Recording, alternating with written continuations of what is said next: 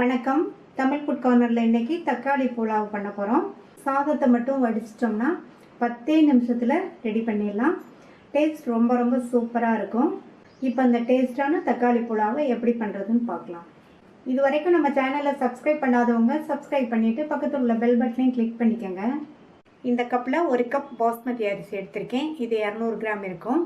இதை இந்த பாத்திரத்தில் சேர்த்துட்டு 2 தடவை கழுவிட்டு 20 நிமிஷம் ஊற வச்சுக்கலாம். 20 நிமிஷமாக ஊற வச்ச பாஸ்மதி அரிசியை தண்ணியை வடிச்சிட்டு குக்கரில் சேர்த்துருக்கேன். இதில் அரிசி எடுத்த கப்லேயே 1.5 கப் தண்ணி சேர்க்கணும். இந்த சாதத்துக்கு தேவையான அளவு உப்பு, இதில் 2 டீஸ்பூன் எண்ணெய் சேர்த்துக்கலாம். இந்த மாதிரி எண்ணெய் சேர்த்தோம்னா சாதம் நல்லா உதிராக வரும். நல்லா கலந்து விட்டுட்டு மூடி வச்சிடலாம். ஸ்டீம் வந்ததுக்கப்புறமா வெயிட் போட்டு ஹை ஃப்ளேமில் ஒரே ஒரு விசில் மட்டும் வேக வச்சுக்கலாம். ஹை ஃப்ளேமில் ஒரு விசில் வந்து ஸ்டீம் எல்லாம் போயிடுச்சு. சாதம் நல்லா உதிராக வெந்திருக்கு. இதை நல்லா ஒரு தடவை மிக்ஸ் பண்ணி விட்டுட்டு ஒரு பிளேட்டில் கொட்டி ஆற வச்சிடணும். ஸ்டவ்வில் பேன் போட்டிருக்கேன். 2 டேபிள் ஸ்பூன் எண்ணெய் எடுத்து அதில் 2 டீஸ்பூன் எண்ணெய் சாதம் வேகும்போது சேர்த்தாச்சு. மீதி எண்ணெயை இதில் சேர்த்துடலாம். இது கூட 1.5 டேபிள் ஸ்பூன் நெய் சேர்த்த எண்ணெயும் நெய்யும் சூடாயிடுச்சு. அதில் 1/2 டீஸ்பூன் சோம்பு, ஒரு சின்ன பீஸ் பட்டை, 2 கிராம்பு, 2 ஏலக்காய்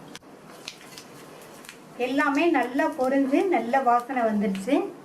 இது கூட ஒரு மீடியம் சைஸ் வெங்காயம் நீல வாக்கில் கட் பண்ணதை சேர்த்துக்கலாம். இந்த வெங்காயம் பொன்னிறமாக வர வரைக்கும் வதக்கிக்கணும். வெங்காயம் வதங்கிடுச்சு. அடுத்து இது கூட 1 டீஸ்பூன் இஞ்சி பூண்டு பேஸ்ட்டையும் சேர்த்து வதக்கிக்கணும். இஞ்சி பூண்டு விழுதோட பச்சை வாசனை போயிடுச்சு. 2 மீடியம் சைஸ் தக்காளியை மிக்சியில் பியூரியாக அரைச்சி வச்சுருக்கேன். அதை சேர்த்துட்டு இந்த பியூரியை 2 நிமிஷத்துக்கு வதக்கி விட்டுக்கணும். 2 நிமிஷமாக வதங்கி சேர்த்த தக்காளி பியூரியோட பச்சை வாசனை போயிடுச்சு. இது கூட 3/4 டீஸ்பூன் தனி மிளகாத்தூள், 1/2 டீஸ்பூன் கரம் மசாலா தூள், 1/2 டீஸ்பூன் மல்லித்தூள், சாதம் வேகும்போது உப்பு சேர்த்துருக்கோம். இப்போ இந்த மசாலாவுக்கு மட்டும் தேவையான அளவு உப்பு சேர்த்து நல்லா மிக்ஸ் பண்ணி விட்டுட்டு இந்த மசாலாவோட பச்சை வாசனை போய் எண்ணெய் பிரிஞ்சு வர வரைக்கும் வதக்கிக்கணும். சேர்த்த மசாலாவோட பச்சை வாசனையெல்லாம் போயிடுச்சு. அடுத்து இது கூட 3 மீடியம் சைஸ் தக்காளியை கட் பண்ணி வச்சுருக்கேன், சின்ன பீசஸாக. அதை சேர்த்துட்டு இந்த தக்காளியை வதக்கிக்கணும்.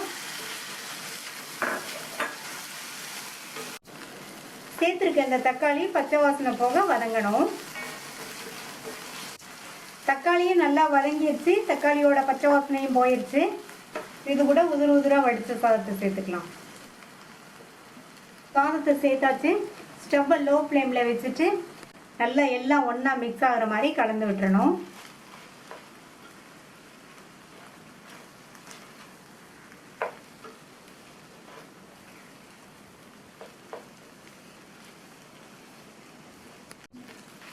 இந்த மசாலா எல்லா பக்கமும் நல்லா கோட்டாகிற மாதிரி கலந்து விட்டாச்சு. கடைசி அதில் பொடியாக கட் பண்ண கொத்தமல்லி இலைகளை தூவிட்டு நல்லா ஒரு தடவை மிக்ஸ் பண்ணி விட்டுட்டு ஸ்டவ் ஆஃப் பண்ணிடலாம். கமகமன் வாசனையோட ரொம்ப சுவையான தக்காளி புலாவ் ரெடி ஆயிடுச்சு.